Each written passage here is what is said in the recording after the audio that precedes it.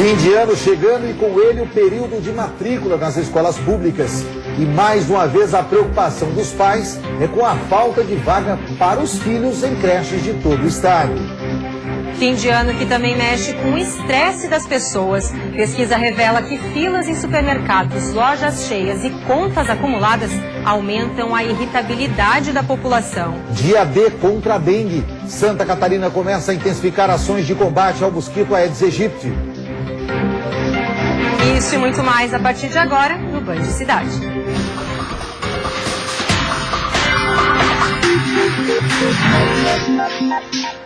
Olá, boa noite. Olá, muito boa noite. Esta sexta-feira foi de trabalho e orientação para as equipes de vigilância em saúde do estado.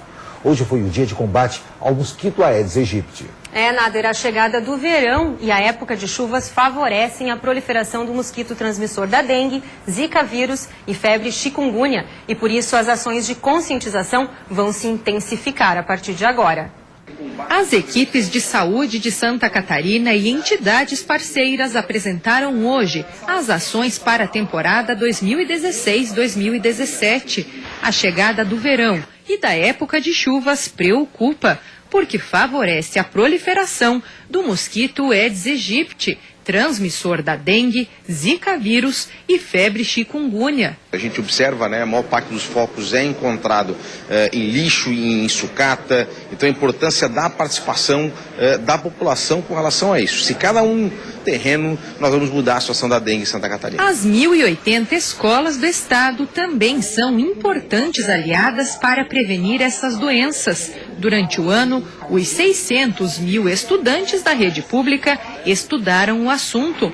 Mas agora um concurso vai promover mais uma vez o combate à dengue, envolvendo ainda a rede particular. Nós temos tido práticas excelentes de ações que as escolas já têm fazendo e evidentemente esse concurso ele vai solidificar, vai materializar, vai incentivar, vai fomentar muito mais a participação dos estudantes, mas de forma bem transversal com todas as disciplinas.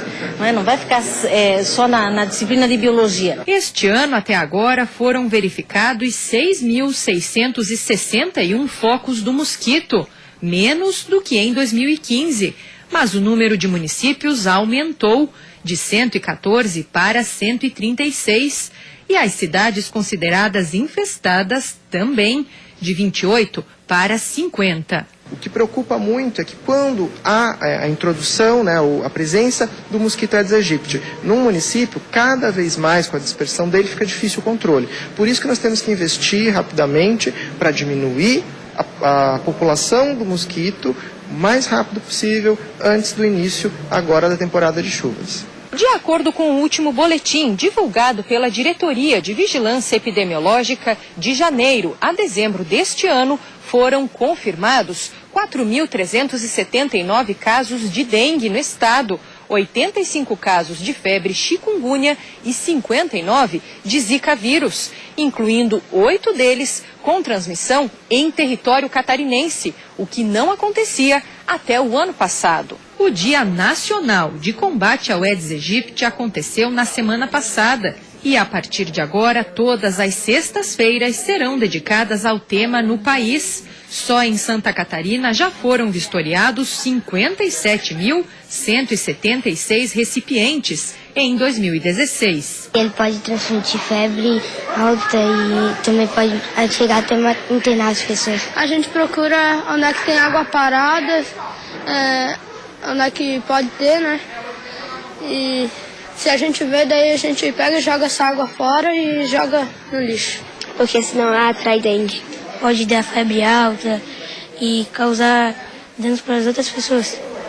Perigoso, então. Sim. E a Diretoria Estadual de Investigações Criminais, a DEIC, fez uma operação no sul do estado no combate à lavagem de dinheiro e ao jogo ilegal. Foram cumpridos mandados de prisão e de busca e apreensão. De acordo com os policiais, os principais chefes das bancas que praticavam as contravenções penais em Araranguá, Criciúma e Tubarão foram presos. A Diretoria Estadual de Investigações Criminais, a DEIC, em parceria com o Ministério Público, cumpriu 6 mandados de prisão temporária, 19 de busca e apreensão e 4 conduções coercitivas. Além disso, houve a apreensão de 22 veículos e o bloqueio de 13 contas bancárias de pessoas físicas e jurídicas.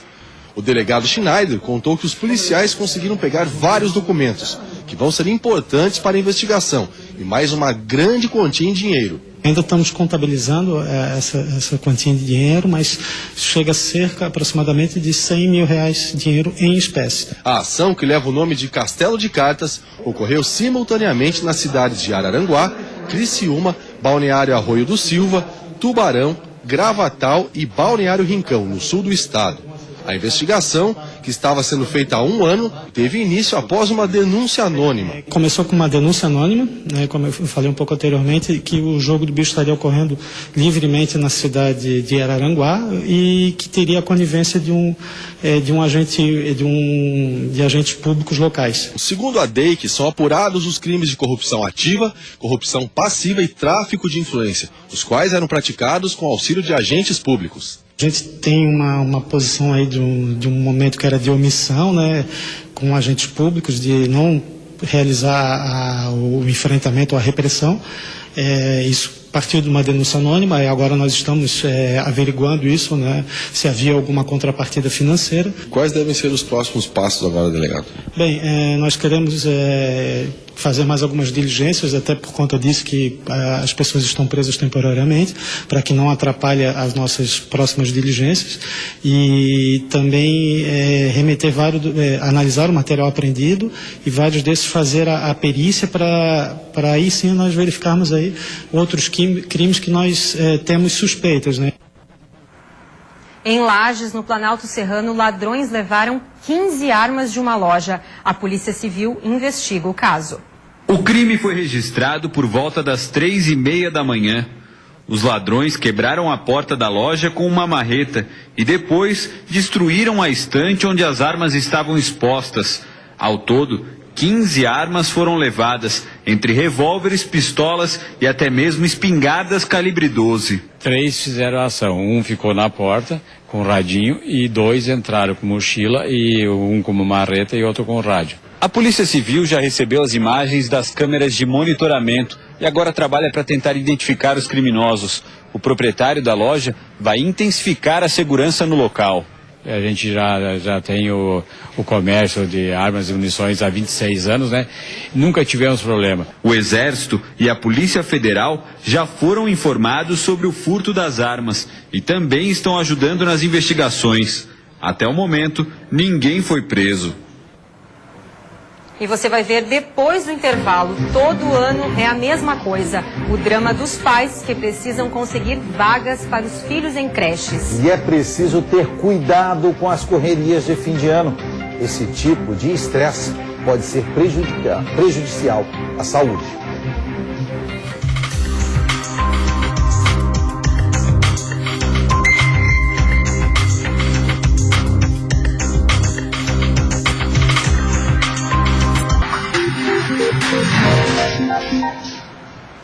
Todo fim de ano a história se repete. Um assunto que preocupa pais em todo o estado, principalmente aqueles que dependem disso para poder trabalhar. São as creches. Olha, a falta de vagas nas creches é uma das principais cobranças dos moradores nos municípios. E sem ter lugar onde deixar os filhos, muitos pais acabam tendo que parar de trabalhar para cuidar das crianças. Lages possui um déficit de 1.200 vagas para a educação infantil. E a cada ano, a fila aumenta ainda mais. Ingrid está feliz da vida. Ela conseguiu garantir a vaga para o filho. Se está crescendo, nós precisamos de vaga para os nossos filhos, né? Para que nós possamos trabalhar. Para o teu filho, 2017 está garantido. Para o meu filho, graças a Deus, 2017 está garantido. O sistema do município é todo informatizado. Isso até garante uma certa tranquilidade para quem precisa de uma vaga. Após preencher o cadastro, o aluno entra para uma lista de espera. Cada um deles pode se candidatar para até 4 centros de educação infantil diferentes. Alguns critérios indicados pelo Ministério Público servem para ranquear os alunos, como, por exemplo, uma situação de vulnerabilidade social. Os pais estão aguardando o surgimento, abertura de vagas, para que seus filhos possam ser atendidos em um dos nossos 76 CEINs. Entre reformas e ampliações, a expectativa é de que no próximo ano possam ser disponibilizadas cerca de 400 novas vagas. Até lá, o sistema está longe de um equilíbrio. A demanda só tem aumentado e é preciso ter paciência na espera por um lugarzinho para os filhos. O poder público, infelizmente, ele não consegue atender toda essa demanda e uma construção de uma escola nova demanda tempo. Então, por isso que não se consegue fazer esse processo de equiparação, taxa de demanda reprimida com taxa de demanda atendida. Fila nos estacionamentos, lojas lotadas, a preocupação com as festas, presentes e ceias de fim de ano. A correria nessa época deixa muita gente de cabeça quente, mas é preciso tomar cuidado para que o estresse não prejudique a saúde. A maquiagem ela passa no carro, o filho de férias fica na casa da avó. E agora, Thalita segue para um dia cheio de compromissos. Ela é dona de uma confeitaria e nessa época do ano as encomendas aumentam, deixando a rotina ainda mais corrida. Isso sem falar na preparação das festas, fechamento das contas, planejamentos para o ano que vem. Ufa, é tanto compromisso que o estresse já começa a dar sinais. Eu não durmo, eu fico mega ansiosa, perco hora de sono, acordo ainda mais cedo do que eu já costumo acordar, fico na cama pensando no que eu vou fazer no dia seguinte. O povo tá tão acelerado que ficou difícil até conseguir uma entrevista. Muito corrido, muito bom. Já comprou tudo que você precisava? Já. Bastante corrida.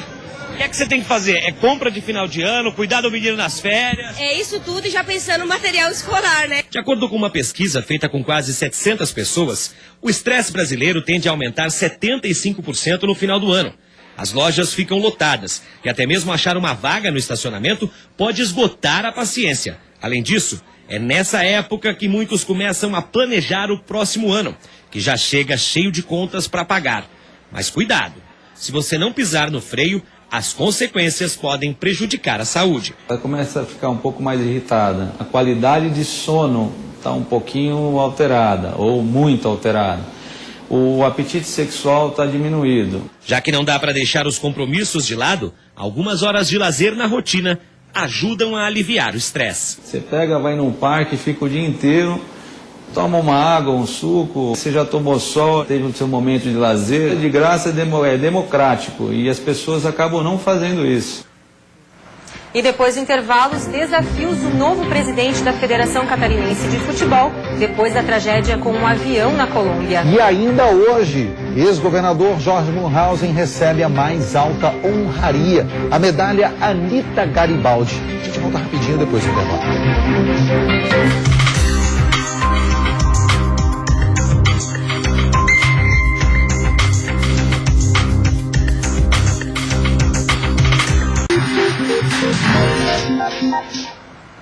O novo presidente da Federação Catarinense de Futebol, Rubens Angelotti, deu a primeira entrevista à imprensa depois que assumiu o cargo no lugar de Delfim de Pádua Peixoto, uma das vítimas da tragédia na Colômbia. A expressão de quem tem uma dura missão pela frente. Rubens Renato Angelotti, o Rubinho, fez seu primeiro pronunciamento oficial como novo presidente da Federação Catarinense de Futebol. Com 63 anos, Rubinho era o vice-presidente mais velho da instituição e, por isso, seguindo o regulamento, assume a presidência depois do falecimento de Delfim de Pádua Peixoto Filho. Eu não gostaria de chegar à presidência dessa forma que eu cheguei. Porém, isso deve ter um propósito. O mesmo propósito que levou o nome da Chapecoense, o mesmo propósito que conduziu o meu amigo Delfim à frente de tantos anos aqui nesta casa. Residente em Criciúma e empresário do ramo alimentício, Rubens já fez parte da diretoria do Tigre. Na sua primeira fala como presidente da FCF, Rubinho esclareceu que os principais pontos de sua gestão vão ser continuidade e diálogo. A minha gestão, gostaria de compartilhar com os meus vices, dar sequência aos trabalhos feitos até aqui, mas quero ouvir muito os clubes de futebol, quero ouvir as ligas e os funcionários desta casa. Em um ponto, porém, a gestão será bem diferente. Um dos grandes desafios de Rubens vai ser a reaproximação com a CBF, já que Delfim era opositor ferrenho de Marco Polo Del Nero e da atual diretoria da Confederação Brasileira de Futebol. Eu vou lá conversar para tentar trazer a CBF para junto da gente. Rubens vai ficar à frente da FCF até 2019, quando terminaria o mandato de Delfim. o presidente que mais ficou à frente da instituição por quase 32 anos. Fica o legado de um presidente que não era unanimidade, mas era sem dúvidas um grande entusiasta do futebol catarinense e morreu cumprindo bem sua função. Nader, essa é uma difícil missão para o Angelotti depois de 31 anos de trabalho do Delfim à frente da federação. Mas como foi muito bem dito na reportagem, né? Fez um belo trabalho nesses 31 anos, mas também tinha os seus opositores. E talvez seja esse o grande trunfo do Angelotti. Trazer também essas pessoas que podem trazer algo de bom para a Federação Catarinense de Futebol e que estavam ausentes exatamente por essa discordância na administração do ex-presidente Delfim de Padua Peixoto, que infelizmente teve que deixar a federação de forma trágica. Eu acredito que é um passo importante daqui para frente na Federação Catarinense de Futebol. Não só na federação, como também na Chapecoense, Bruna, porque hoje à tarde o time da Chapecoense anunciou o novo técnico, aquele que vai ficar à frente do clube no ano de 2017, principalmente preparando o time para o campeonato catarinense do ano que vem. Vamos dar uma olhada no site da Chapecoense, já está ali. Wagner Mancini é o novo técnico da Chapecoense, que foi anunciado na tarde de hoje. E agora ele tem a missão de formatar, de trazer jogadores e criar um time para as próximas competições e principalmente o campeonato catarinense, que vai ser uma missão muito difícil, já que não só no campeonato estadual, mas no campeonato brasileiro e times do mundo inteiro, o mundo vai estar de olho na Chapecoense. E um outro detalhe, Bruna, é que na tarde de hoje o Barcelona também anunciou que a Chapecoense vai ser o clube que vai disputar o jogo com ela no ano que vem, no mês de agosto. É que todos os anos o time do Barcelona convida um clube para um jogo. Na verdade, é uma taça, mas que é disputada em apenas um jogo. Vários clubes brasileiros já participaram.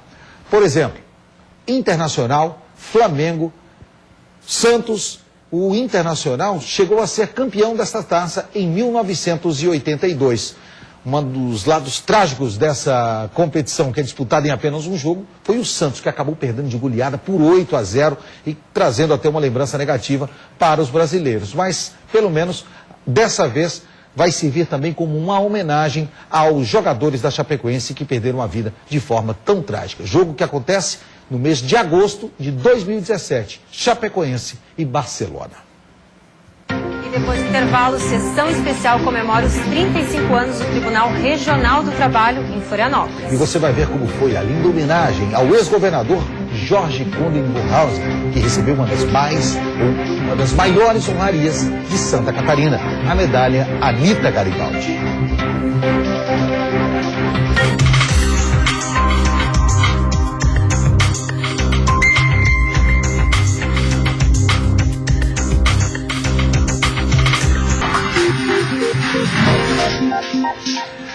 Tarde de comemorações para a Justiça do Trabalho em Santa Catarina. Prestes a comemorar 35 anos de fundação no domingo, o tribunal realizou uma sessão especial agora há pouco.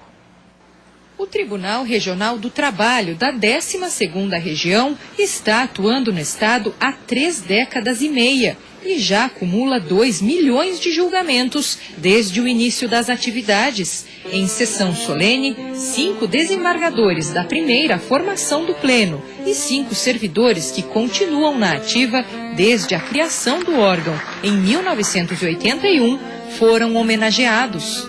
35 anos de existência de um tribunal no Brasil é uma situação que deve ser comemorada, ainda mais para a sociedade catarinense. Para o Judiciário Trabalhista Catarinense, o ano também foi de cortes. O governo federal chegou a reduzir 37% a verba de custeio da instituição. Mesmo com a restrição orçamentária, não houve prejuízos no andamento dos processos, que tiveram também maior demanda este ano. Uma quantidade recorde de processos, 89 mil. O número de julgamentos aumentou, tanto no primeiro quanto no segundo grau.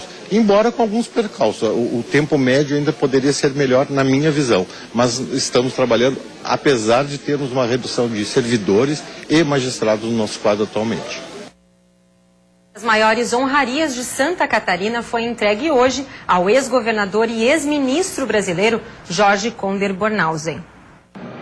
Honras militares para um dos maiores políticos de Santa Catarina. Por 40 anos, Jorge Bornhausen se dedicou à vida pública. Sua carreira enquanto político deixou grandes legados. Um deles mudou a saúde no estado e no Brasil. Durante um surto de paralisia infantil nos anos de 1979, Jorge Bornhausen trouxe para uma vacinação em massa o criador da vacina contra a poliomielite, erradicando a doença. Uma conquista que até hoje se destaca entre tantos feitos como político. E hoje a gente pode andar não só em Santa Catarina, mas em todo o Brasil e não ver um único caso de paralisia infantil. Isso para mim é uma coisa que me honra muito, que eu recebi silenciosamente, ouvindo no rádio que a Organização Mundial de Saúde havia, em primeiro lugar, declarado que Santa Catarina estava imune à poliomielite. Além de governador do estado, Jorge Bornhausen foi também ministro da Educação, ministro-chefe do governo Collor, senador por 2 vezes e embaixador em Portugal. E por todo esse legado, recebeu do governo de Santa Catarina a maior honraria do estado, a medalha Anita Garibaldi. Criada em 1972, ela é entregue a pessoas que tenham se distinguido de forma notável e relevante e que tenham contribuído para o engrandecimento do estado. É uma honra para mim, eu fico muito feliz com a homenagem que me prestou o governador e amigo Raimundo Colombo e a presença de tantos e queridos amigos nessa solenidade. A medalha Anita Garibaldi reconhece todo esse seu esforço, sua doação, sua entrega e as conquistas que beneficiam todos os catarinenses.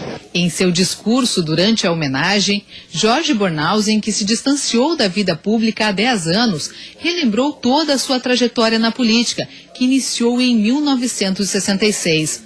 Um homem de vida pública admirado por tantos políticos e principalmente pela família.